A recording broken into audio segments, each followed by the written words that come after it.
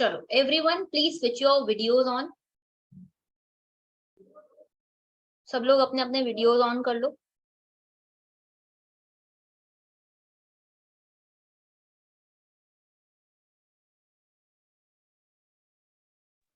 Ma'am answer writing के लिए copy कैसे के लिए बनानी है? मोटी या फिर तेजस्वनी, आंसर राइटिंग के लिए जैसे यूपीएससी की कॉपीज होती हैं, देखिए आपने ब्लैंक पेजेस, दोनों साइड पे मार्जिन और ऐसी कॉपी रखनी है। बताऊंगी सारी डिटेल्स अभी, ठीक है, लेकिन ब्लैंक कॉपी होनी चाहिए, ठीक है। मार्जिन अगर नहीं भी है तो कोई दिक्कत नहीं, मार्जिन हम ड्रॉ कर लेंगे, लेकिन ब्लैंक कॉपी होनी चाहिए, लाइक रूल्ड पेजेस नहीं होने चाहिए। ओके, प्लेन होते हैं ना वो वाले पेजेस होने चाहिए। ओके, चलो बहुत बढ़िया, ठीक है, तो शुरुआत करते हैं। और आंसर राइटिंग की बैच जो है बेसिकली हमारी 17 से शुरू हो रही है, तो 17 को कोई टारगेट मैंने आपको नहीं दिया था। टारगेट्स हमारे कल से शुरू हो रहे हैं, यानी कि 18 से। ओके, और 18 का 19 का हर दिन का जो शेड्यूल है वो आपको दे दिया है मैंने।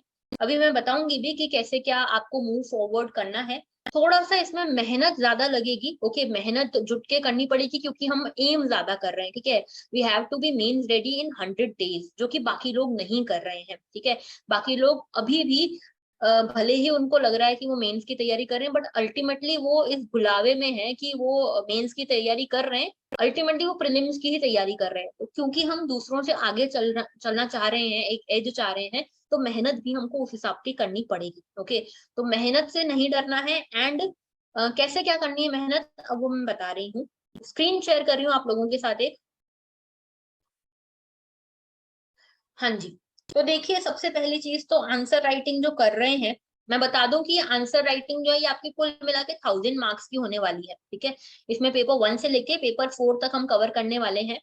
एंड आप लोगों को मैंने पहले भी बोला है, अब फिर से बोल रही हूँ कि क्या होता है कि हम इतना सारा पढ़ लेते हैं, इतना सारा पढ़ लेने के बाद हम आंसर्स शुरुआत भी नहीं कर पाते आंसर्स लिखने की, ठीक है। जब पहला वर्ड लिखना होता है ना, उसमें हमारी पेन उठती तक नहीं है।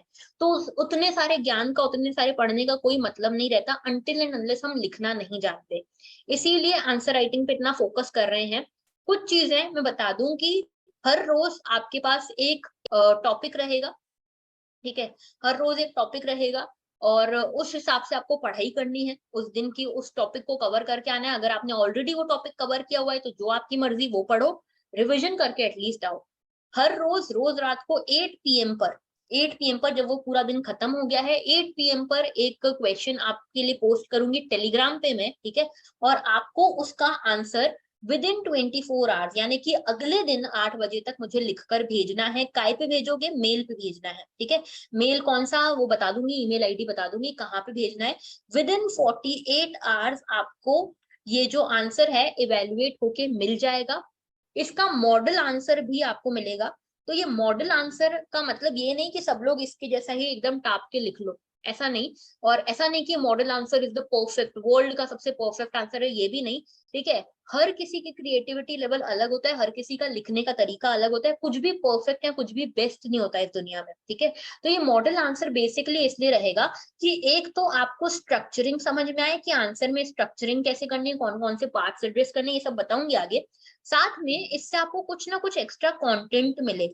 और अगर ये कंटेंट आपके किसी काम आ सकता है, कहीं आगे आपको मदद कर सकता है, ऐसा कंटेंट है जो आपके पास नहीं था, तो इसको नोट कर लेना, ठीक है। इसमें कीवर्ड्स वगैरह मैं सिखाऊंगी कैसे डालना है, कौन सी की टर्मिनोलॉजीज हैं, टेक्निकल टर्मिनोलॉजीज हैं वो डालना है, ये मैं आपको सिखाऊंगी, ठीक है। तो you do not have to worry about all these things, okay. बस ये काम करना कि हर रोज जो टॉपिक दिया है वो पढ़ के आओ और विद इन 24 आवर्स उसका आंसर भेज दो, बस इतना करना है अभी, ठीक है। आगे बढ़ रही हूँ, इसमें जो भी एग्जांपल्स वगैरह सब जो है वो सब मैं डालना सिखाऊंगी। अभी पहले देखो ये चीज कि हमारा जो यूपीएससी मेंस का पैटर्न है वो किस तरह का है। यहाँ पे देखो एसए की तो बात हम इस बैच में नहीं करेंगे, इस बैच में बात करेंगे जीएस पेपर 1 2 3 4 की, ठीक है। तो यहाँ पे इन 4 चीजों की बात करेंगे।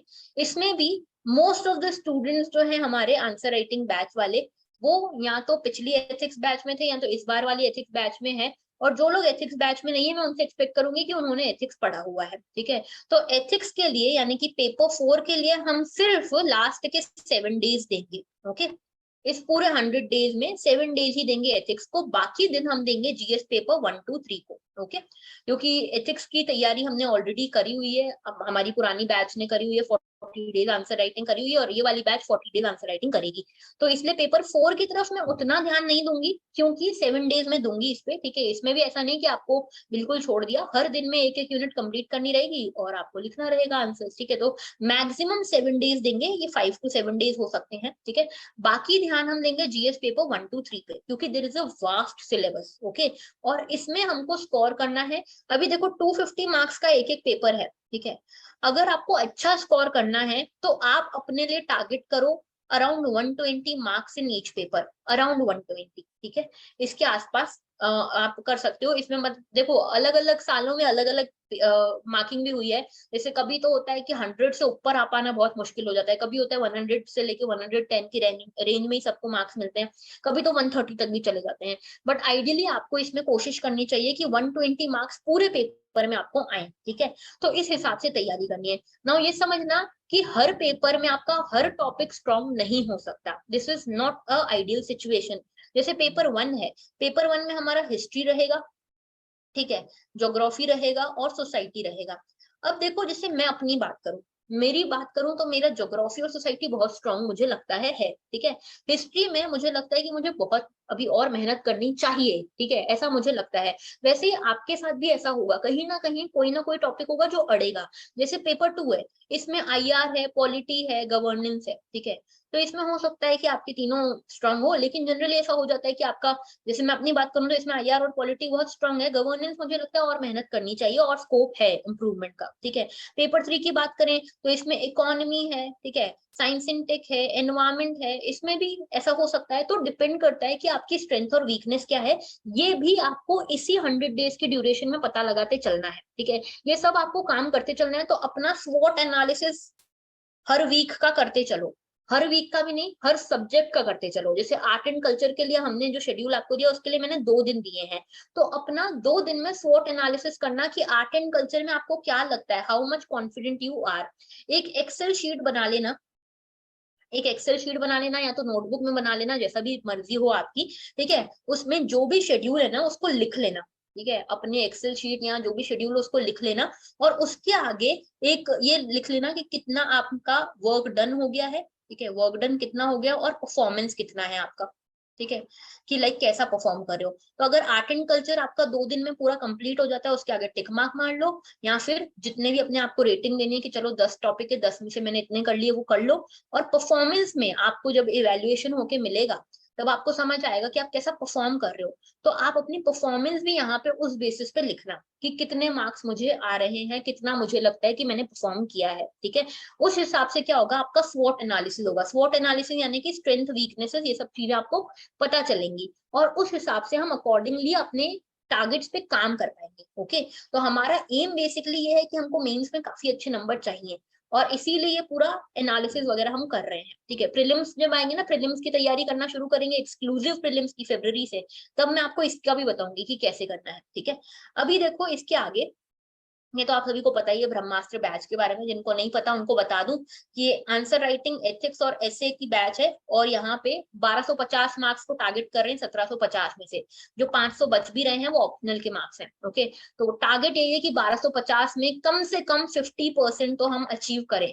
और याद रखना कि यूपीएससी की जर्नी में जो भी मेंस में 50% मार्क्स भी ले आता है, 50-51% के आसपास, वो जो है टॉप 10 में उसकी रैंक आपको देखने को मिलती है, ठीक है, ऑल इंडिया रैंक टॉप 10 में, ओके। तो इस हिसाब से ही हमको तैयारी करते चलना है, और उसी हिसाब से मेहनत करनी पड़ेगी, ओके।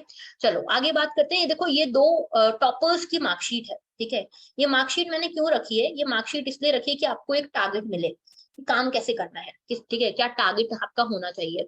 अब देखो ये है सृष्टि शर्मा की मार्कशीट, रैंक 1 ऑफ 2021, ओके। इनकी जरा मार्कशीट देखो, और इसमें पेपर 1 से पेपर 4 की तरफ ध्यान दो। पेपर 1 में 119 मार्क्स, ठीक है, 119। सेकंड में 128, थर्ड में 108, फोर्थ में 139, सब में 115 प्लस मार्क्स हैं, लगभग 110 मार्क्स के आसपास समझ लो। ये थर्ड पेपर में इनको कम है, बाकी सब में इतने हैं, ठीक है, लाइक 110 के आसपास और उससे भी ज्यादा के मार्क्स हैं।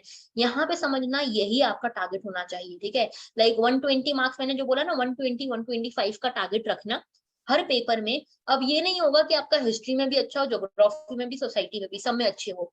जिसमें अच्छे हो ना उसमें इतना टारगेट करना कि अगर जैसे ज्योग्राफी और सोसाइटी में अच्छे हो तो उसमें 50% की जगह 60% स्कोर करो, अगर हिस्ट्री में 40% ही स्कोर कर पा रहे हो।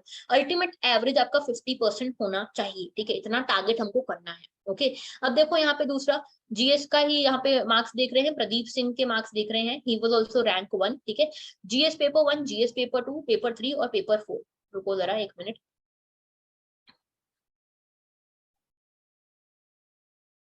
एक सेकेंड।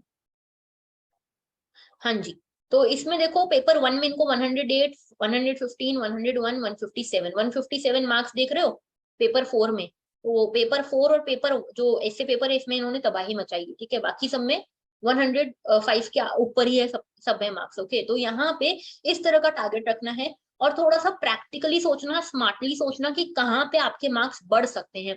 हमें चाहिए रेंज, ठीक है, ये कॉम्पिटिटिव एग्जाम है, इसमें हर पेपर में टॉप नहीं करना है, हमें चाहिए एक रेंज। जो जैसे मान लो अगर एवरेज स्टूडेंट जो है, ये एवरेज स्टूडेंट अगर हर पेपर में लगभग 100 मार्क्स या 105 मार्क्स ला रहा है, तो आप कुछ नहीं उखाड़ लोगे 100 से 102 मार्क्स लाकर। 2 मार्क्स के डिफरेंस से कुछ नहीं उखड़ता, ठीक है। आपको सोचना ये है कि कहाँ पे मैं यहाँ पे 10 मार्क्स का, 20 मार्क्स का, 30 मार्क्स का, इनफैक्ट 60 मार्क्स का एक डिफरेंस स्कोर कर सकता हूँ, ठीक है, कर सकता हूँ, कर सकती हूँ। जैसे आप देख रहे हो इनका पेपर 4 में कितना खतरनाक स्कोर है, 157 स्कोर है इनका, इधर 139 स्कोर था। बहुत बड़ी रेंज होती है। लाइक नॉर्मल अगर आप एवरेज स्टूडेंट को देखोगे ना, जो तैयारी करके गया है मेंस में, उनको यहाँ पे 95 100 मार्क्स आते हैं एथिक्स के पेपर में, ठीक है, और बाकी पेपर्स में भी आप देखोगे तो 95 92 ऐसे मार्क्स आते हैं। इधर देखो यहाँ पे बहुत ज्यादा डिफरेंस क्रिएट नहीं हो रहा, ठीक है, जीएस के पेपर में नहीं, लेकिन इन्होंने एसए और एथिक्स में डिफरेंस क्रिएट किया है। वैसे यहाँ पे देखो इन्होंने तो जीएस के पेपर में भी डिफरेंस क्रिएट किया है, ठीक है। तो जरा इसको समझना कि ये जो है, ये डिफरेंस हमको क्रिएट करना है। रेंज जो है ये हमारा टारगेट होना चाहिए। तो जहां पे ज्यादा रेंज का डिफरेंस आए ना, वहां पे हमको ज्यादा फोकस करना है कि हमको चाहिए डिफरेंस, ठीक है, ये बाकी स्टूडेंट से हम किसमें बहुत आगे निकल सकते हैं, वहां ज्यादा फोकस करना है, ठीक है। आगे बात कर रही हूँ, तो एक सेकेंड मैं स्क्रीन थोड़ी सही कर लूं। हाँ जी, तो अब देखो क्वेश्चन को एड्रेस कैसे करना है। देखो ये बहुत बड़ा सेशन नहीं रखूंगी मैं, क्योंकि मैं आपसे एक्सपेक्ट करूंगी कि हम आंसर राइटिंग के ऊपर बड़ा ज्ञान ना देते हुए हम इसको डेली बेसिस पे कवर करेंगे, ठीक है, डेली बेसिस पे आंसर्स में कैसे सुधार लाना है इसकी बात करेंगे। लेकिन कुछ चीजें जो आपको बेसिक्स पता होने चाहिए, ठीक है। तो पहली चीज तो जब भी कोई क्वेश्चन है उसको 2 बार पढ़ना। और ये जो सारी चीजें बता रही हूँ ये अभी अप्लाई करके भी बताऊंगी, ठीक है, ये अप्लाई करके भी बताऊंगी कि कैसे अप्लाई होंगी। कोई भी क्वेश्चन 2 बार पढ़ने का इसीलिए कह रही हूँ कि आजकल जो क्वेश्चन आ रहे हैं यूपीएससी मेंस में, वो इतने लंबे लंबे 3-4 लाइनों के क्वेश्चन होते हैं, ठीक है। और 3-4 लाइन का जब क्वेश्चन होता है ना, इतने सारे उसके पार्ट्स होते हैं कि आप जब तक एंड पे आते हो तब तक शुरुआत का भूल ही जाते हो कि क्वेश्चन में शुरुआत में क्या पूछा गया था, क्या बोला गया था। तो इसीलिए क्वेश्चन को ढंग से समझने के लिए, उसकी डिमांड को समझने के लिए, उसके पार्ट्स को आइडेंटिफाई करने के लिए आपको कम से कम 2 बार क्वेश्चन को पढ़ना है, ठीक है, चाहे कितने ही कॉन्फिडेंट क्यों ना हो, 2 बार क्वेश्चन को पढ़ना है। क्वेश्चन को समझने की कोशिश करना। समझने की कोशिश कैसे करोगे, उसको कीवर्ड्स जो वहां पे देखोगे ना, उसको हाईलाइट करना, कीवर्ड्स को हाईलाइट करना। ओके, कीवर्ड्स को कैसे हाईलाइट करोगे, जैसे मान लो कोई भी क्वेश्चन आया, फॉर एग्जांपल भक्ति मूवमेंट के ऊपर अभी एक क्वेश्चन दिखाऊंगी, आर्ट एंड कल्चर में आया है, तो यहाँ पे भक्ति मूवमेंट के ऊपर क्वेश्चन आया, तो भक्ति मूवमेंट को अंडरलाइन कर लिया, समझ में आ गया कि भक्ति से रिलेटेड क्वेश्चन है। उसके अलावा एक डायरेक्टिव वर्ड आपको देखने को मिलेगा हर क्वेश्चन में, कमेंट करने का, एलैबोरेट करने का, डिस्कस करने का, एनालाइज करने का, क्रिटिकली एग्जामिन करने का, ये सब डायरेक्टिव वर्ड्स आपको देखने को मिलेंगे। धीरे धीरे करके इन डायरेक्टिव वर्ड्स के ऊपर भी बात करेंगे आने वाले सेशन में। अभी एक साथ मैं सब पे नहीं कूदूंगी, लेकिन ये डायरेक्टिव वर्ड को भी अंडरलाइन जरूर से कर लेना, ठीक है। और साथ में ये कीवर्ड्स को साथ में डायरेक्टिव वर्ड के साथ में ये आइडेंटिफाई कर लेना कि कितने पार्ट्स हैं। आजकल जो क्वेश्चन आ रहे हैं जनरली ऐसा होता है कि एक क्वेश्चन नहीं होता, एक क्वेश्चन में एक क्वेश्चन नहीं होता, कम से कम 2 से 3 क्वेश्चन एक ही क्वेश्चन के हिस्सा होता है। तो उन तीनों 2-3 जितने भी पार्ट्स हैं उन सभी को आइडेंटिफाई करना, उन सभी के कीवर्ड्स को अंडरलाइन करना और फिर आंसर की तरफ बढ़ना। आंसर जब लिखोगे तो वो कीवर्ड्स का मेंशन होना चाहिए आपके आंसर में। और जैसे 2 से 3 पार्ट्स हैं तो इन पार्ट्स को भी सीक्वेंशियली एड्रेस करना है, ठीक है। ऐसा नहीं कि जो थर्ड क्वेश्चन पूछा हुआ है उसको सबसे पहले कर रहे हो और फर्स्ट और सेकंड बात कर रहे हैं। सीक्वेंशियली एड्रेस करना हर क्वेश्चन को, ओके। पहली चीज तो ये।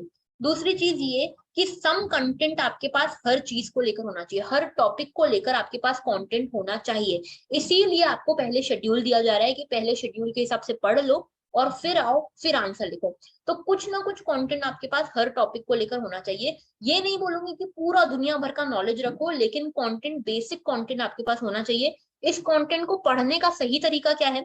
फॉर एग्जाम्पल, आप पॉलिटी पढ़ रहे हो, ठीक है। पॉलिटी में मान लो कोई भी टॉपिक आपने पढ़ा, जैसे मान लो आपने पढ़ा इमरजेंसी, ठीक है। इमरजेंसी पढ़ा तो इमरजेंसी में आप देखते हो 3 तरह की इमरजेंसीज है। तो यहाँ पे ये पूरा जो टॉपिक है ना इमरजेंसी वाला, अगर लक्ष्मीकांत में से पढ़ते हो तो 10 से 12 पेज का टॉपिक है ना। अभी 10 से 12 पेज हमारे पास नहीं होंगे मेंस के टाइम पे पढ़ने के लिए, ठीक है। तो हम क्या करेंगे, इसका एक ऐसा शॉर्ट नोट टाइप ऑफ बनाएंगे और आधे से 3/4 पेज में, वन हाफ या फिर 3/4 पेज में इस पूरे टॉपिक को समराइज करने का ट्राई करेंगे। राइट डाउन द कीवर्ड्स, बस।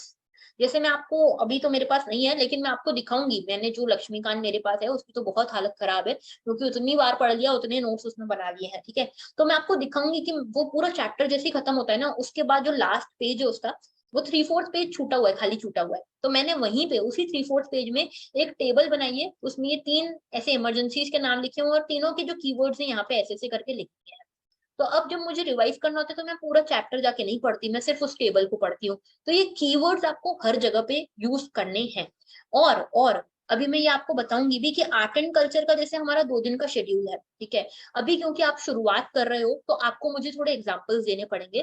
तो आर्ट एंड कल्चर का जब टॉपिक्स पढ़ोगे, अभी जैसे 19 को एक और सेशन में लूंगी आप लोगों का, जिसमें मैं आपको बताऊंगी कि आर्ट एंड कल्चर जो भी टॉपिक्स आपने पढ़े उसको आपको कैसे, उसके कीवर्ड्स और छोटे नोट्स, शॉर्ट नोट्स भी नहीं, शॉर्टेस्ट नोट्स आपको कैसे बनाने चाहिए और उनको कैसे रेफर करोगे मेंस के टाइम पे।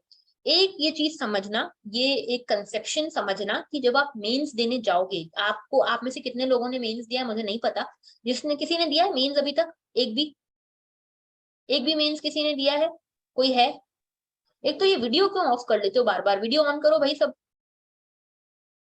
समझ ही नहीं आता कि किसने मेंस दिया है नहीं दिया है। कोई है जिसने मेंस दिया है? नहीं? ओके। तो देखो मैं बता देती हूँ मेंस की एक कंसेप्शन समझो। मेंस का कंसेप्शन ये है कि कितना सारा हम पढ़ते हैं, ठीक है।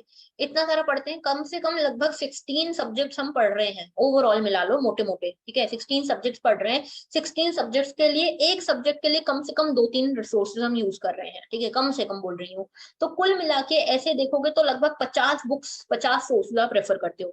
ये 50 सोर्सेज को रेफर करते हो, अगर आप अपने शॉर्टेस्ट नोट्स, ये कीवर्ड्स वाले नोट्स नहीं बनाओगे तो ये जो 50 बुक्स आपने पढ़ी है ना, ये आपको बर्बाद कर देंगी। कैसे बर्बाद कर देंगी? जब आप मेंस देने जाते हो, ठीक है। एक तो प्रीलिम्स और मेंस के बीच में मैक्सिमम 90 डेज का डिफरेंस होता है, 90-95 डेज का डिफरेंस होता है। ये 90 डेज में कुछ नया नहीं पढ़ पाते हो, ठीक है। इतनी एंग्जाइटी होती है, इतना सारा होता है पढ़ने का कि आप ये सब नहीं कर पाते हो। मैक्सिमम पढ़ लोगे तो करंट अफेयर्स की वो जो मेंस 365 आते हैं वो पढ़ लोगे, या जो नया नया मटेरियल आ रहा है उसको थोड़ा देख लेते हो, ठीक है। और साथ में करते हो टेस्ट सीरीज वगैरह फॉलो, और सारा जो रिवाइज करना है वो सब करते हो, जो छूटे हुए टॉपिक्स वो करते हो। तो नया चीज पढ़ने का समय नहीं होता है, इनको रिवाइज करने का भी टाइम नहीं आ पाती। 50 बुक्स जो पढ़ी है ना, इनको रिवाइज भी नहीं कर पाते प्रॉपरली। तो होता क्या है कि जब आप मेंस देने जाते हो, मेंस का शेड्यूल ऐसा होता है कि संडे, मंडे, ट्यूसडे, ठीक है। तो संडे को होता है आपका एसए का पेपर, ये तो बड़ा अच्छा निकलता है, स्मूथ निकलता है क्योंकि पहला पेपर एक ही पेपर होता है। उसके बाद आता है मंडे को GS paper 1, GS paper 2, Tuesday को जीएस पेपर 3, जीएस पेपर 4। इतना कम समय आपके पास रहता है, मतलब सोचो ये एसए का पेपर दे के आए हो, 12 बजे एसए का पेपर खत्म होता है, घर आते आते, खाना खाते खाते 2 बज जाती है। उसके बाद थकान वगैरह अलग होती है, चलो आप मान लो 1 घंटा सोए, 3 बजे सोए, 3 बजे तक सोए, 3 बजे से लेके रात के 10 बजे तक का समय होता है, 7 घंटे। 7 घंटे में आपको पेपर 1 और पेपर 2 दोनों कंप्लीट करने हैं। 50 बुक्स आप लेकर गए हो, 50 में से चलो मान लो कि आपने 15 बुक्स भी पेपर 1 और पेपर 2 के लिए करी थी रेफर, क्योंकि ये 15 बुक्स पढ़ने का टाइम है आपके पास 7 घंटे में। 7 घंटे में आपको कम से कम 6 सब्जेक्ट्स कंप्लीट करने हैं। कैसे कर पाओगे? जब एक सब्जेक्ट का 1 घंटे में रिवीजन हो जाए। और इसके लिए इस 1 घंटे के लिए 1 घंटे में मैं मानती हूँ कि एक एवरेज आदमी अगर पहले से उसने पढ़ा हुआ है तो 20 पेजेस पढ़ सकता है मैक्सिमम। तो एक सब्जेक्ट को आपको 20 पेजेस में कवर करना है। ठीक है, एक सब्जेक्ट को, जैसे हिस्ट्री है 20 पेजेस में, ज्योग्राफी है 20 पेजेस में, जो भी सब्जेक्ट है उसको 20 पेजेस में कवर करना है मैक्सिमम। ठीक है, और मिनिमम तो 10 पेजेस में कर सको तो और अच्छा। ठीक है, तो इतना ही लिखना, इतने ही नोट्स बनाना जितना आप रिवाइज कर सको। जो रिवाइज ना कर सको उतने नोट्स मत बनाना, किसी काम के लिए। ठीक है, तो यहाँ पे ये कंटेंट कैसे बिल्ड करना है ये भी दिखाऊंगी। अभी एक आज नहीं, कल सुबह तक कुछ फोटोज पोस्ट करूंगी आपके आंसर राइटिंग वाले ग्रुप में। ठीक है, उसमें मैं बताऊंगी कि मैंने नोट्स कैसे बनाए हुए हैं। उसी हिसाब से आप लोग भी आगे बढ़ना, उसी हिसाब की पढ़ाई करके जब भी कोई सोर्स पढ़ो ना, कोई भी चीज पढ़ रहे हो, उसको पहले नॉर्मली पढ़ा एक बार। ठीक है, नॉर्मली पढ़ने को पढ़ना नहीं कहते, लाइक एक रीडिंग को पढ़ना नहीं कहते हैं। एक रीडिंग ऐसे नॉर्मली करी जिसको आप पहली बार पढ़ रहे हो उसकी बात कर रहे हो। ठीक है, for example art and culture, Nitin Singhania की बुक पढ़ रहे हो, पहली बार पढ़ रहे हो, उसको रीडिंग नहीं कहते हैं, पहली बार सिर्फ पढ़ा है। दूसरी बार में अब आप उसको अच्छे से समझने लगते हो। तीसरी बार में आप उसको हाईलाइट करते हो, कौन से पॉइंट्स इंपॉर्टेंट है कौन से नहीं है। चौथी बार में बनते हैं नोट्स। ठीक है, तो इतना पढ़ना है हमको। ठीक है, जब भी हम कोई बोलते हैं ना टॉपिक कवर करना है, तो इतने में टॉपिक कवर होता है। ओके, 3 से 4 रीडिंग में टॉपिक कवर होता है। तो ये 3 से 4 रीडिंग के साथ नोट बनते हैं, पहली रीडिंग में नोट नहीं बनते हैं नोट्स। ठीक है, तो यहाँ पे इस तरह के नोट्स बनाना जरूरी है, तभी आप क्वेश्चंस को आसानी से टैकल कर पाओगे। क्योंकि जब हम पढ़ते हैं तो हमारे दिमाग में इतना सारा है, उसमें से लिख इतना भी नहीं पाते। अगर उसी के कीवर्ड्स आपने शॉर्टकट करके लिख लिए, शॉर्टलिस्ट कर लिए, तो फिर आपको दिक्कत नहीं होती। तो ये वाला जो नोट्स है ना, वो मैं भेजूंगी, आप लोग जरा देखना, उस पर नजर मारना और उसी हिसाब के नोट्स बनाना जिसमें आपको आंसर राइटिंग में मदद हो। ओके, पूरी दुनिया का ज्ञान जो है हमें नहीं समेट लेना है अपने नोट्स में। ओके, आगे रिफाइन करते रहो अपना कंटेंट। जो मैं मॉडल आंसर्स भेजूंगी उसमें से देखना कि कौन से कीवर्ड्स आप उठा सकते हो, जैसे कि $5 ट्रिलियन इकोनॉमी, ये हमारी इंडिया $5 ट्रिलियन इकोनॉमी बनने वाली है। ठीक है, तो ये एक हो गया। सेल्फ रिलायंट इंडिया, आत्मनिर्भर भारत। ठीक है, ये कुछ कीवर्ड्स हो गए। ओके, उसके अलावा जैसे जो भी टैगलाइंस होती है ना हमारी, जैसे जीएसटी आया था तो zero corruption, zero black money, ये टैगलाइंस चली थी। स्वच्छ भारत मिशन की कई सारी टैगलाइंस चल रही हैं। तो ये टैगलाइंस को यूज करना है हमको।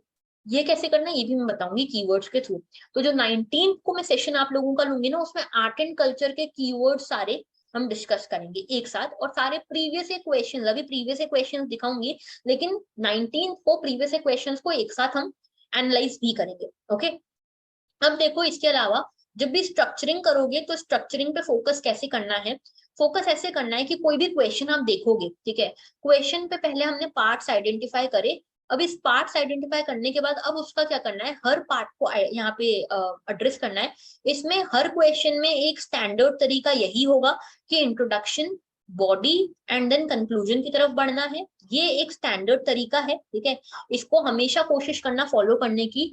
मेंस में जब आप मेंस लिखने जाओगे तब पॉसिबल नहीं होगा हर आंसर में इसको फिट इन करना, क्योंकि टाइम बहुत ज्यादा कम होता है और एंजाइटी लेवल हाई होता है, इसीलिए सब में ये पॉसिबल नहीं होता। लेकिन कोशिश करेंगे कि जितने में पॉसिबल हो उतने में लगाएं। इंट्रोडक्शन बहुत लंबा नहीं होना चाहिए, 3 से 4 लाइनों का मैक्सिमम। ठीक है, 3 से 4 लाइन्स का, पूरे सेंटेंसेस का नहीं बोल रही हूँ। ठीक है, तो 3 से 4 लाइन्स का एक छोटा पैराग्राफ। कंक्लूजन जो है ये 3 से 4 लाइन्स का छोटा पैराग्राफ। मतलब इसको ऐसे डिवाइड कर सकते हो कि 15%, 10 to 15% जो आपकी लेंथ है, वर्ड लिमिट है, उसको आप इंट्रोडक्शन में दो। 10 to 15% जो आपकी लिमिट है उसको कंक्लूजन में दो। और 70 to 80% जो आपकी वर्ड लिमिट है उसको आपको बॉडी में रखना है। ओके, और बॉडी में भी जहां जहां पे जितने भी पार्ट्स हैं उस हिसाब से डिस्ट्रीब्यूट करना है। लेकिन एक स्टैंडर्ड तरीका ये होना चाहिए। एटलीस्ट अभी मैं आप लोगों से एक्सपेक्ट करूंगी कि इसी फॉर्मेट पे आपकी स्ट्रक्चरिंग होनी चाहिए। स्ट्रक्चरिंग में समझना कि कौन कौन सी चीजें पूछी हुई है, उसी सीक्वेंस में आंसर करना। अभी एग्जांपल्स दूंगी उसके थ्रू समझ में आएगा। ठीक है, और इसके अलावा कुछ अटेंशन ग्रैबर्स होते हैं जिनको हम अटेंशन ग्रैबर्स कहते हैं, इनको यूज करना, स्प्रिंकल करना है बीच बीच में, इससे बहुत फायदा मिलता है। याद रखना, मैं हमेशा फोकस करूंगी पहले विजिबिलिटी ऑफ द आंसर पे, और दूसरी बार में कंटेंट में। तो कंटेंट की जिम्मेदारी आपकी है। और विजिबिलिटी और रिप्रेजेंटेशन की जिम्मेदारी मेरी है। पढ़ के आपको आना है, उसको सही तरीके से लिखना कैसे ये मैं आपको बताऊंगी। तो विजिबिलिटी के ऊपर बहुत ज्यादा जरूरी है काम करना, क्योंकि आप बहुत सारा कंटेंट लिखोगे लेकिन अगर वो चेकर को मेहनत लग रही है पढ़ने में तो वो नहीं पढ़ेगा, ऐसे ही मार्क्स दे देगा, 1 2 3 4 जितने भी है, ठीक है। अगर आपने 7 नंबर का कंटेंट लिखा है तो उसके 7 नंबर आपको मिलने चाहिए, ऐसी विजिबिलिटी हमको रखनी है। उसके लिए जो डायग्राम्स है वो यूज करेंगे, फ्लो चार्ट्स भी यूज करेंगे, एग्जाम्पल्स, कीवर्ड्स, फैक्ट्स, मैप, ये सब यूज करेंगे। समय के साथ बताऊंगी, जैसे आर्ट एंड कल्चर आप लोगों का शेड्यूल अभी करा हुआ है मैंने, है ना।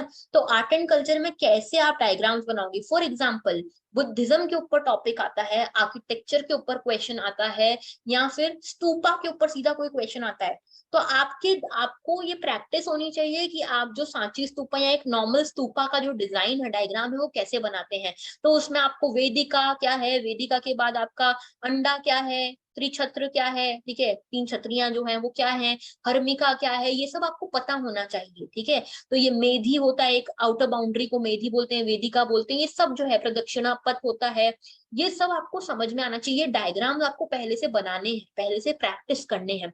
तो जैसे स्तूपा का है, आर्किटेक्चर का है, तो आप ये बनाओगे।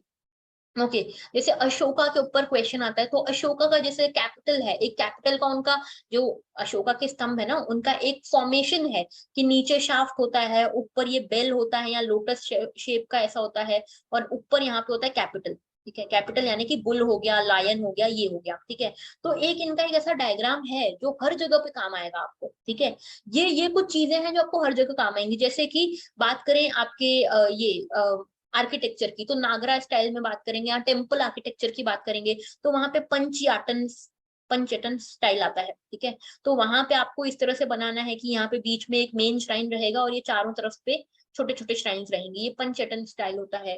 तो यहाँ पे ये सब बहुत सारी चीजें आएंगी जो आपको पहले से डायग्राम्स यूज करने, आर्ट एंड आर्किटेक्चर में बहुत स्कोप है इनका, ठीक है। स्पेशली आर्किटेक्चर वाला जो पोर्शन है वहां पे बहुत स्कोप है डायग्राम्स का। इससे आपका जो आंसर है ना, काफी अच्छी विजिबिलिटी इसकी हो जाती है, ठीक है। दूसरी चीज यहाँ पे इसी में आर्ट एंड आर्किटेक्चर में ही टाइमलाइन का भी काफी अच्छा स्कोप है, ठीक है। जैसे भक्ति मूवमेंट देखोगे, सूफी मूवमेंट देखोगे, तो उसकी एक टाइमलाइन ड्रॉ करोगे, शुरुआत यहाँ से हुई थी, फिर जैसे बुद्धिज्म, जैसे शुरुआत करोगे तो इंडस वैली सिविलाइजेशन से शुरुआत होती है, फिर वैदिक एरा आता है, वैदिक एरा के बाद यहाँ पे हमारा जो मौर्यन एरा है, गुप्ता है, वो आते हैं, उसके बाद बुद्धिज्म आता, सॉरी बुद्धिज्म नहीं, ये आता है हमारा भक्ति, सूफी, ये सब आता है। तो ये टाइमलाइन हमको ड्रॉ करना सीखना है। बेसिकली टाइमलाइंस के ऊपर मैं जोर दूंगी हिस्ट्री में, अभी जोर नहीं दूंगी आर्ट एंड आर्किटेक्चर में, अभी बेसिकली डायग्राम पे ध्यान देना।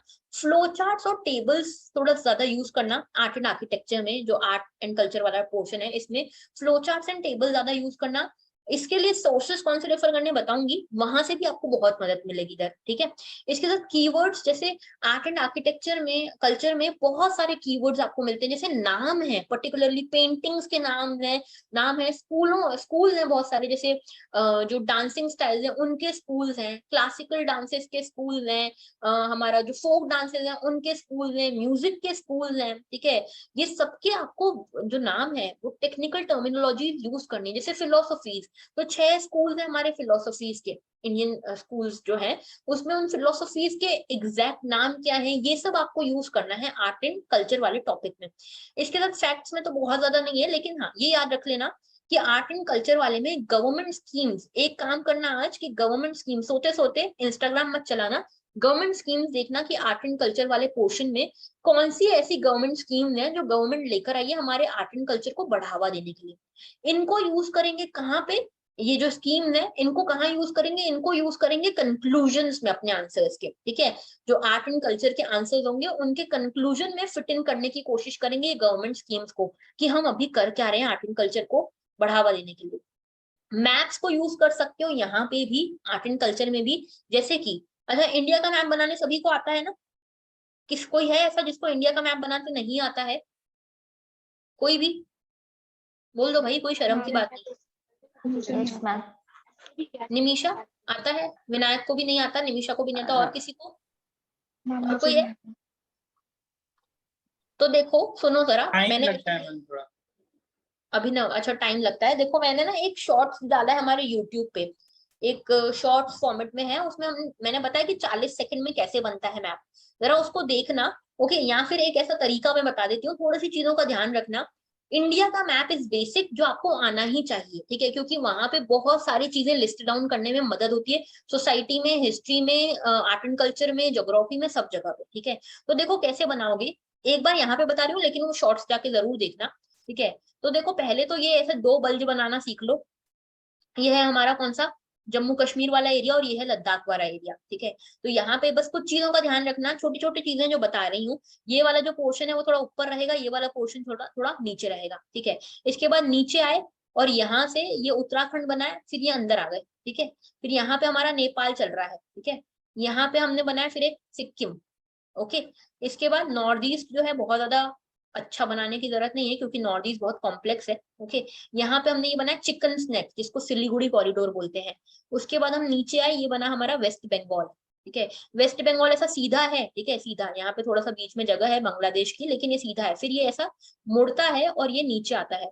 याद रखना इसमें कि ये वाला जो पॉइंट है ना, इसको थोड़ा नीचे ऐसे एक्सटेंड कर लेना, यहाँ तक ही हमारा तमिलनाडु वाला पोर्शन आना चाहिए। तो ये देखो ये ऐसा आया, ठीक है, फिर यहाँ पे एक नाक बनाई, और ये ऐसा, यहाँ तक हमारा ये पूरा सदर्न टिप बन गई। उसके बाद यहाँ आए, यहाँ से शुरू किया, ये यहाँ ऐसे बना रहे। अब यहाँ पे देखना, जहां से सिक्किम आ रहा है ना, सिक्किम से सीधी लाइन खींचो, यहाँ पे एक बल जाना चाहिए राजस्थान वाला, इस तरह से, ठीक है। और फिर यहाँ पे गुजरात, ये आया, और यहाँ से बस सीधे ऐसे ड्रॉ कर लिया। ये बन गया हमारा इंडिया। बहुत ज्यादा अच्छा बनाने की जरूरत नहीं, क्योंकि हम कोई आर्टिस्ट नहीं है, हमें बनाना है इतना जितना बस दिखे इंडिया जैसा। तो क्या ये दिख रहा है इंडिया जैसा? Yes ma'am. है ना? तो यहाँ पे बस कुछ एरियाज का ध्यान रखना, ये उत्तराखंड वाले बल्ज का ध्यान रखना, ये सिक्किम का ध्यान रखना, ये नॉर्थ ईस्ट का थोड़ा सा ध्यान रखना। ये याद रखना कि जो वेस्ट बंगाल है सीधा आके फिर मुड़ता है, ठीक है, तो इसका ध्यान रखना। और फिर यहाँ पे ये वाला जो पोर्शन है, ये आंध्र प्रदेश की, यहाँ इस तरह से एक छोटा सा बल्ज दिखता है, तमिलनाडु में एक नाक दिखती है, और ये वाला जो सदर्न मोस्ट टिप है और इसका ये मिडिल टिप, ये साथ में एक ही लाइन पे आते हैं, ठीक है। फिर इधर से शुरू करोगे तो ये सिक्किम वाले टिप से राजस्थान वाला बल्ज जुड़ेगा, ये राजस्थान वाला बल्ज है। उसके बाद ये गुजरात वाला जो है, इसका जो है ये वेस्ट बंगाल का जो ये टिप है ना, यहाँ से जुड़ेगा, ठीक है। तो ये गुजरात वाला पोर्शन हो गया, और यहाँ से तो बस सीधे आना है, कुछ नहीं करना है। तो इस तरह से आज थोड़ा प्रैक्टिस करना, ठीक है, जब भी फ्री हो, जब भी पढ़ाई में मन ना लगे, तो इस तरह से मैप बनाने की थोड़ा प्रैक्टिस किया करो। ये मैप बहुत जरूरी है। क्यों जरूरी है? जैसे आप पेंटिंग्स बताओगे अलग अलग आर्ट एंड कल्चर में, कि कहाँ पे कौन सी पेंटिंग है, या कहाँ पे कौन से म्यूजिक, या कहाँ पे कौन सा थिएटर टाइप है, तो यहाँ पे आप बता पाओगे कि भाई देखो इस एरिया में ये है, महाराष्ट्र में लावणी चलती है, उत्तर प्रदेश में नौटंकी होती है, ठीक है। तो यहाँ पे ये अलग अलग एरिया में अलग अलग चीजें आप बता सकते हो। जैसे इस पे नाम दे दिया आपने, ठीक है, यहाँ पे नाम दे दिया, इस तरह से नाम आप दे सकते हो। यहाँ पे बिहार में रासलीला होती है, तो ये सारे जो है यहाँ पे अलग अलग नाम आप दे सकते हो, और यहाँ पे मैप का नाम लिख सकते हो, आर्ट एंड कल्चर है जो भी आपका मैप का नाम है, ठीक है। तो इससे बहुत ज्यादा विजिबिलिटी इंक्रीज होती है, तो ये इसका ध्यान रखना है। ओके, अच्छा, इसके अलावा स्पीड पे ध्यान देना। स्पीड पे अभी आप लोगों को उतना समझ में नहीं आएगा, ठीक है, क्योंकि आप अभी एक एक आंसर लिख रहे हो। जब आप पूरा पेपर लिखोगे ना, तब आपको समझ आता है कि कितना स्पीड हमारी छूट रही है। अभी कोशिश ये करना है कि जब भी 150 वर्ड्स का आंसर लिखो, तो वो आंसर आपका 7 मिनट में खत्म हो। ये आइडियल टाइम है। अभी आपको लगेगा 15 मिनट भी लग सकता है, किसी किसी को 20 मिनट भी लगेगा, ठीक है। लेकिन शुरुआत कर रहे हो तो याद रखना ना कि टारगेट क्या है। टारगेट ये है कि 150 वर्ड्स का जो आंसर है 7 मिनट में हो जाना चाहिए। तो देखो अभी यहाँ पे मैंने आपको बताया था कि 200 वर्ड्स का जो आंसर होगा ना, 200 वर्ड्स का आंसर होगा, जो 15 मार्कर बेसिकली होगा, वो 9 मिनट में आपको कंप्लीट करना है, ठीक है। तो ये आपका टारगेट होना चाहिए कि इतना आपको करना है, 7 मिनट और 9 मिनट का। तो टाइमली आंसर कंप्लीशन आपका होना चाहिए। ओके, आगे बात करते हैं। तो देखो इसके अलावा कुछ चीजें यहाँ पे देखो, इंट्रोडक्शन एंड कंक्लूजन में कैसे आना है। तो इंट्रोडक्शन एंड कंक्लूजन के लिए तो आपको वे फॉरवर्ड की तरफ जाना है, जिसमें आप गवर्नमेंट स्कीम्स को ऐड कर सकते हो, और हमारे कुछ आर्टिकल्स भी हैं जो अलग अलग सब्जेक्ट से रिलेटेड है। जैसे आर्ट एंड कल्चर की बात करें, तो हमारी कुछ फंडामेंटल ड्यूटीज हैं जो बात करती हैं कि हमें अपने कल्चर को प्रिजर्व करना चाहिए, हमारे आर्किटेक्चर को, हमारे हेरिटेज को प्रिजर्व करना चाहिए। ये सब चीजें हमारे इसमें होती हैं, ठीक है। तो इसकी बात कर रहे हैं। और साथ में इंट्रोडक्शन में आप क्या कर सकते हो, कोई भी चीज, जैसे किसी भी चीज के बारे में पूछा जाए तो उसका कॉन्टेक्स्ट लिखो, या फिर उसकी डेफिनेशन लिखो, या फिर उससे रिलेटेड कुछ भी करंट अफेयर्स में चल रहा हो वो लिखो, ठीक है। इस तरह से आप इंट्रोडक्शन की तरफ चल सकते हो, ठीक है। तो इंट्रोडक्शन वैसे आर्ट एंड कल्चर का देखें तो आर्ट एंड कल्चर वाले टॉपिक में आपको जो इंट्रोडक्शन है वो जनरली बेस्ड होगा इसकी हिस्ट्री पे। कोई भी टॉपिक होगा उसकी हिस्ट्री पे आर्ट एंड कल्चर का इंट्रोडक्शन बेस्ड होगा। कैसे अभी बताऊंगी मैं, ठीक है। तो देखो यहाँ पे शेड्यूल क्या है, आप लोगों का शेड्यूल ये है कि 18 को यानी कि कल आपको इंडियन कल्चर का आर्ट एंड आर्किटेक्चर वाला एंड फेयर्स एंड फेस्टिवल्स वाला टॉपिक कंप्लीट करना है। बेसिकली आर्ट एंड आर्किटेक्चर में जो आर्किटेक्चर वाला पोर्शन है ना, ये सबसे ज्यादा इंपॉर्टेंट है, ठीक है। जैसे इसमें बुद्धिज्म वाला क्या आर्किटेक्चर है, पूरा स्टार्टिंग से लेके इंडस वैली सिविलाइजेशन से लेके जो मॉडर्न आर्ट है उसमें क्या क्या आर्किटेक्चर नया ऐड हुआ है। इसमें याद रखना जो नया आर्किटेक्चर है ना, जैसे अभी लोक महादेव, ये एक उज्जैन में प्रॉपर इसका इनॉग्रेशन हुआ है, अभी 11 अक्टूबर को ही हुआ है, ठीक है। तो ये हमारे प्राइम मिनिस्टर ने ही किया था। तो यहाँ पे ये लोक महादेव क्या है, उज्जैन की क्या हिस्ट्री है, ये सब भी आपको बताना है, देखना है, ठीक है। जैसे स्टैच्यू ऑफ यूनिटी अभी बना है, तो this also comes under the art and architecture part, okay. तो इसको जरा अच्छे से करना। एंड जो हमारा आर्ट एंड कल्चर वाला पोर्शन है उसमें सबसे ज्यादा इंपॉर्टेंट पोर्शन अगर कोई है तो वो ये आर्किटेक्चर वाला पोर्शन है, ओके। इसके अलावा सेकंड कल 19 को आपको क्या करना है, जो पेंटिंग्स हैं, Indian classical and folk dance forms हैं, म्यूजिक हैं, थिएटर्स एंड लिटरेचर है, इसमें याद रखना कि ये जब चीजें करोगे इसमें कुछ और टॉपिक्स हैं जैसे कि स्कूल्स ऑफ फिलोसफीज है, ठीक है। इसमें बुद्धिज्म जैनिज्म का थोड़ा सा देखना। जब म्यूजिक देखोगे तो म्यूजिक में भक्ति सूफिज्म के बारे में देखना, भक्ति एंड सूफी मूवमेंट के बारे में देखना, ठीक है। तो ये कुछ चीजें देखनी है। इसके अलावा जब हम मॉडर्न हिस्ट्री की बात करेंगे तब उसका देखेंगे। 19 को आपका एक और सेशन होगा आर्ट एंड कल्चर के रिगार्डिंग ही, जिसमें आपको कुछ कीवर्ड्स, कुछ चीजें मैं बताऊंगी, कुछ कंटेंट आपको मेरी साइड से मिलेगा जिसको आप अपने आंसर्स में आगे से इनकलकेट करोगे, ओके। आगे बात करते हैं। सोर्सेज देखो आर्ट एंड कल्चर के लिए क्या सोर्सेज आप रेफर करोगे। ये इतने सारे सोर्सेज जो मैंने लिखे, इतने सारे सोर्सेज रेफर नहीं करने। सबसे पहला सोर्स जो रेफर करना है वो है ये नितिन सिंघानिया नोट्स। याद रखना नितिन सिंघानिया सर के नोट्स रेफर करना rather than द बुक। अगर आपने बुक रेफर करी हुई है ना, देखो अगर आपने कोई चीजें हैं जो आपने रेफर करी हुई है, कोई सोर्सेज हैं जो आपने ऑलरेडी रेफर करे हुए हैं, तो मैं बोलूंगी कि उन्हें चेंज मत करो, ठीक है। चेंज मत करो, जो रेफर किया हुआ है उसी के साथ जाओ। तो अगर आपने कोई चीज है जिससे पढ़ा हुआ है तो उसी की तरफ जाओ, दूसरे नए सोर्सेज हमको नहीं रेफर करने हैं, ठीक है। जिनके लिए नया टॉपिक है, नया सब्जेक्ट है, वो लोग सबसे पहले क्या करना, नितिन सिंघानिया सर के नोट्स यूज करना। नितिन सिंघानिया सर के नोट्स, हैंड रिटन नोट्स की बात कर रही हूँ, बुक की बात नहीं कर रही हूँ। ये आपको कहाँ मिलेगा, आराम से टेलीग्राम चैनल्स पे मिल जाएंगे, आराम से इंटरनेट पे मिल जाएगा। और अगर यहाँ भी नहीं मिले तो दिल्ली के जो स्टोर्स हैं फोटोकॉपी वगैरह वाले, स्टेशनरी वाले, वहां पे फोन करना, ठीक है। और दिल्ली के इन स्टूडियो जो स्टेशनरी वाले उनको फोन करके बोलोगे तो वो पहुंचा देंगे। तो ये सबसे पहला आपका सोर्स होना चाहिए, बहुत ही बढ़िया तरीके से।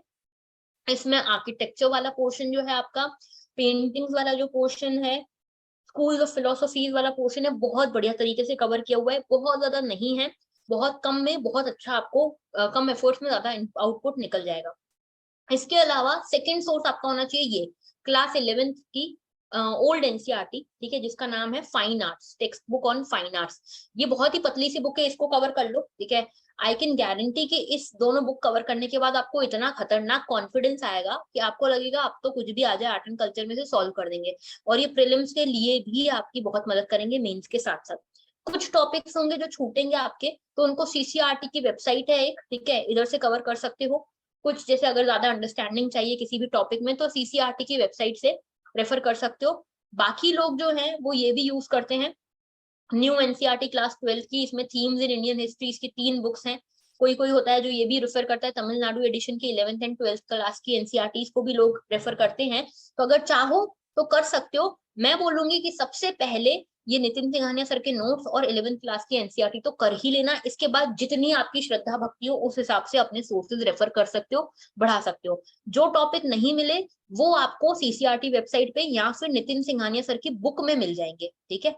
तो पहले बुक के ऊपर मन जाना, क्योंकि बुक जो है बहुत मोटी है और उसको 2 दिन में कवर करना मेंस के हिसाब से, उसको उसके अलग से नोट्स बनाने पड़ेंगे, सब करना पड़ेगा। इससे अच्छा सीधे नोट्स पे जाओ, हैंड रिटन नोट्स पे जाओ, थोड़ा स्मार्टली चलने की कोशिश करो। ओके, जो टॉपिक्स आपके मिस हो रहे हो उनके लिए फिर आप सीसीआरटी की वेबसाइट और नितिन सिंघानिया बुक पे जाओगे। ओके, तो ये 2-3 ही सोर्सेज रेफर करने हैं। इसके अलावा आर्ट एंड कल्चर में देखो क्या करना है। आर्ट एंड कल्चर में ये जो कुछ है ये प्रीवियस क्वेश्चन है जो आए हुए हैं। जैसे देखो 2021 में आया था क्वेश्चन अबाउट द भक्ति मूवमेंट। अब ये क्वेश्चन मैंने यहाँ पे क्यों रखे हैं जरा समझना। इन क्वेश्चंस को यहाँ पे रखा है सो दैट आप समझ पाओ क्वेश्चंस आते कैसे हैं। Evaluate the nature of bhakti movement and its contribution to Indian culture. Basically दिखने में एक ही क्वेश्चन है लेकिन पार्ट्स 2 हैं। पहला पार्ट है भक्ति मूवमेंट का नेचर, इसके कैरेक्टरिस्टिक्स बताने, और दूसरा आपको बताना है contribution of bhakti movement to Indian culture. तो ये 2 पार्ट्स इसमें एड्रेस करने हैं, ठीक है। तो भक्ति movement is an important topic. जब भी आर्ट एंड कल्चर ऐसा हो कि आर्ट एंड कल्चर में समझ नहीं आ रहा क्या पढ़े, तो सबसे पहले इंडियन जो ये आर्किटेक्चर वाला पोर्शन है, इंडस वैली सिविलाइजेशन से लेके सब कुछ वहां वो कर लेना, भक्ति सूफिज्म कर लेना और जैनिज्म और बुद्धिज्म कर लेना। सबसे पहले तो ये कर लेना अगर कुछ समझ नहीं आए तो। लेकिन अभी आपको हमने 2 दिन दिए तो 2 दिन में इसको प्रॉपरली कंप्लीट करते चल रहा है ना।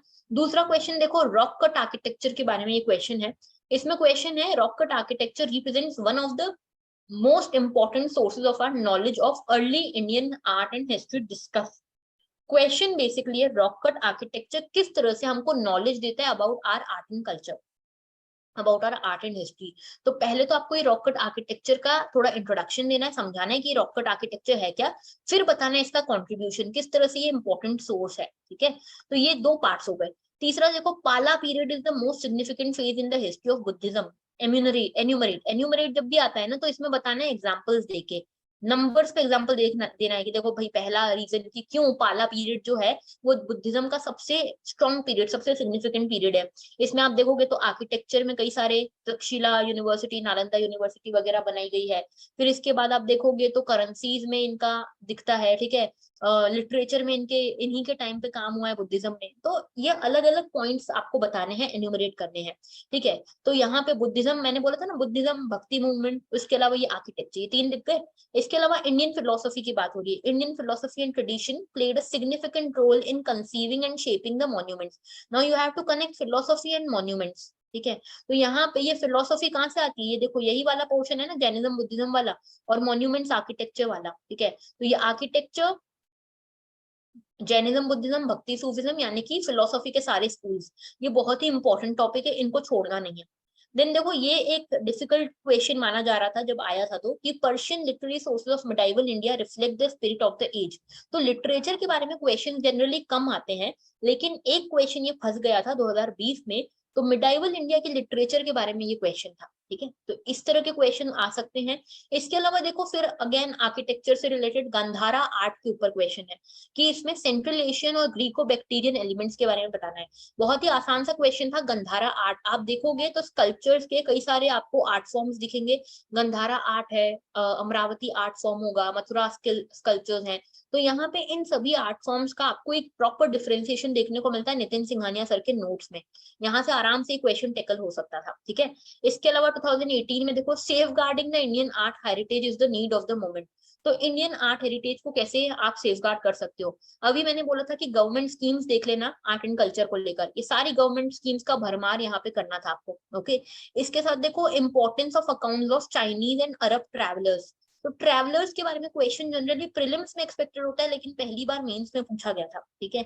तो इस तरह से क्वेश्चन भी पूछे जा सकते हैं ट्रैवलर्स को लेकर। फिर देखो अगेन एक भक्ति लिटरेचर के ऊपर क्वेश्चन आ गया, भक्ति मूवमेंट पे फिर से क्वेश्चन आ गया, लेकिन यहाँ पे श्री चैतन्य महाप्रभु से रिलेटेड क्वेश्चन था। अब देखो जनरली डिफिकल्ट होता है किसी पर्सनैलिटी से रिलेटेड आर्ट एंड आर्किटेक्चर में पढ़ना, आर्ट एंड कल्चर में पढ़ना। तो इसके लिए क्या कर सकते हो, अगर भक्ति लिटरेचर का थोड़ा भी ज्ञान है ना आपको, भक्ति मूवमेंट का थोड़ा भी ज्ञान है, तो उसको कनेक्ट कर सकते हो। याद रखना आंसर राइटिंग की एक आर्ट ये कहती है कि आपको हर चीज का कंटेंट नहीं पता हो सकता। तो इसके लिए आपको क्या करना है, आपको ये करना है कि जो भी आसपास का पता है ना, उससे उसको जोड़ो, उसको ऐसा शेप दो कि लगे कि हाँ भाई इसी का आंसर है। जैसे कई बार होता है, कई बार क्वेश्चन भी आया डिजास्टर मैनेजमेंट से रिलेटेड, जिसमें बोला जाता है कि ये पर्टिकुलर इशू है, जैसे फ्लडिंग का इशू है, इसके लिए एनडीएमए की जो गाइडलाइन है उसके बारे में आपको क्या लगता है। अरे भाई हमको पता ही नहीं एनडीएमए की क्या गाइडलाइन है, लेकिन हम थोड़ा ऊपर ऊपर से ऐसा जर्नलिस्टिक बातें करके इसको एनालाइज कर सकते हैं, ठीक है। तो फ्लडिंग के बारे में तो हमको पता है ना, बेसिक्स तो पता है ना कि क्या क्या यहाँ पे गवर्नमेंट कहती है और क्या क्या हमको करना चाहिए नहीं करना चाहिए, तो हम इसको लिख सकते हैं, ऐसा नहीं कि लिख ही नहीं सकते, इसको मॉडिफाई करके लिखा जा सकता है। वैसे ही यहाँ पे भक्ति लिटरेचर के बारे में पता था तो श्री चैतन्य महाप्रभु, बस इतना भी पता हो ना कि Shri Chaitanya Mahaprabhu was related to Bengal, तो भी आप यहाँ पे कनेक्ट करके लिख सकते हो, ठीक है। तो सब कुछ पता होना is not important answer writing के लिए। हालांकि ये सारे आंसर्स को, क्वेश्चंस को हम एनालाइज करेंगे डिटेल में, लेकिन एक अभी मैं आपको बताना चाहती हूँ क्वेश्चंस आते कैसे। देन देखो यहाँ पे 2017 के क्वेश्चन आए हैं गुप्ता न्यूमिस्मेटिक आर्ट के बारे में, गुप्ता की जो कॉइन करेंसी वगैरह थी ना उसके बारे में क्वेश्चन है, ओके। इसके अलावा ट्रेडिशनल आर्टिसनल इंडस्ट्री के ऊपर क्वेश्चन है कि कॉलोनियल इंडिया में कैसे ये डिक्लाइन हुई।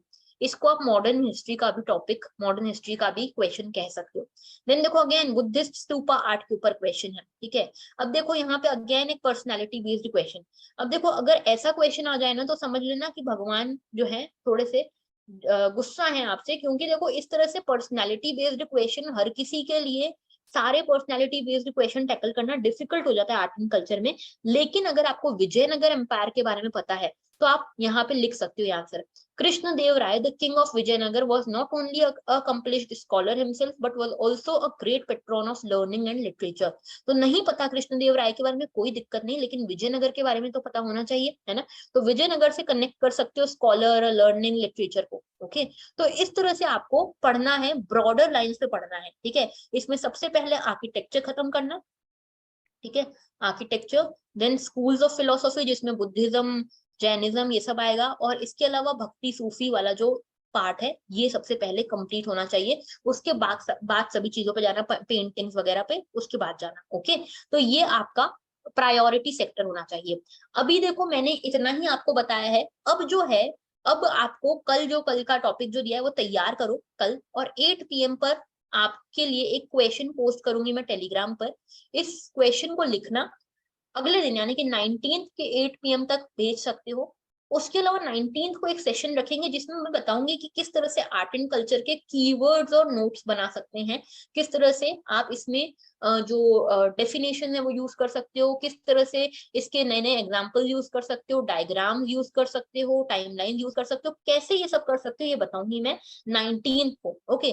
अभी मैंने बहुत इलेबोरेट सेशन इसलिए नहीं रखा है क्योंकि आपको धीरे धीरे आंसर राइटिंग जब करोगे तो चीजें खुद ब खुद समझ में आने लगेंगी, ओके।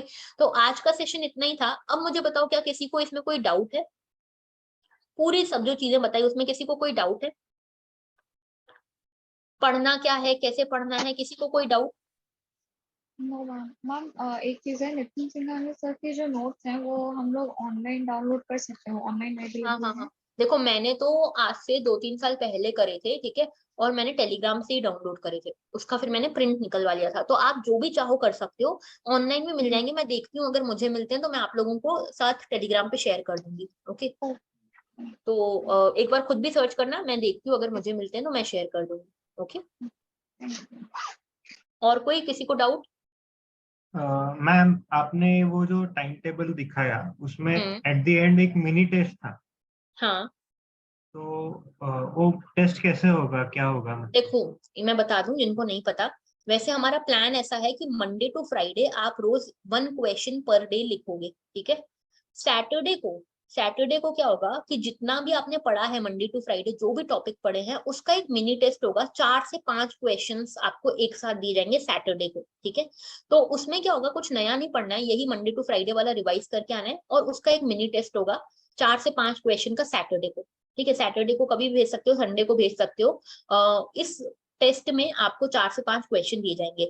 अभी इस हफ्ते में मैंने ये टेस्ट नहीं रखा है क्योंकि अभी हमने पढ़ाई कम होगा, ठीक है, इस सैटरडे तक आते आते, और इस सैटरडे से फेस्टिवल्स भी शुरू हो जाएंगे, इसीलिए मैंने टेस्ट यहाँ नहीं रखा है। टेस्ट मैंने रखा है यहाँ पे, यानी कि अगला सैटरडे जो आएगा उस पे, और उसमें जो है आपको ये सारे टॉपिक्स जो हैं, इन सारे टॉपिक्स को पढ़ के आना है, इसका मिनी टेस्ट रहेगा, यानी कि 4 से 5 क्वेश्चंस का टेस्ट रहेगा, ठीक है। तो ये है पूरा कंसेप्ट, ठीक है। हर सैटरडे को होगा ये वैसे। Okay okay okay ma'am, thank you. Okay, और किसी को कोई डाउट? कोई डाउट नहीं किसी को, सब क्लियर है? Yes, ma'am. Ma'am, yes yes Nimisha. how can we access this video again? Will you post it in the group? Because I Yes, have it missed would be all. posted. It would be posted. I'll tell you the details about it by tomorrow Okay, ma'am. morning. Okay. Okay, तो ma'am. कल Okay. 12 बजे 12 नून पे हो जाएगा ये post. अब कहाँ होता है वो देखना पड़ेगा, YouTube पे Okay. करते हैं कि आप लोगों को अलग से लिंक आएगी, वो देख लोगे। ओके, क्योंकि Okay, ये ma'am. फर्स्ट सेशन है तो YouTube पे जा सकता है। Okay, Okay, ma'am. Thank you. I let you know. Okay, Thank you. Thank you. चलो ठीक है। और किसी को कोई डाउट है? खत्म करें फिर आज का सेशन ये। चलिए Yes, ठीक है, तो फिर मिलते हैं अब कल 8 बजे। आप लोगों के पास क्वेश्चन आ जाएगा टेलीग्राम का, और मैं आपसे मिलूंगी अब 19th को regarding this answer writing session. Okay, तो तब तक आप कोशिश करना अपने डायग्राम्स, अपने कीवर्ड्स और अपना सब कुछ ये बनाने की, ठीक है, नोट्स बनाने की। और मैं आपके साथ अपना कुछ कंटेंट शेयर करूंगी 19th को। ओके, बाकी if you have any doubt you can always connect. Alright, so that was all. Thank you everyone, have a very good day, have a very good night. Thank you so much. Thank you ma'am. Thank you, ma'am. Good night, Thank you so ma'am. much. Good night.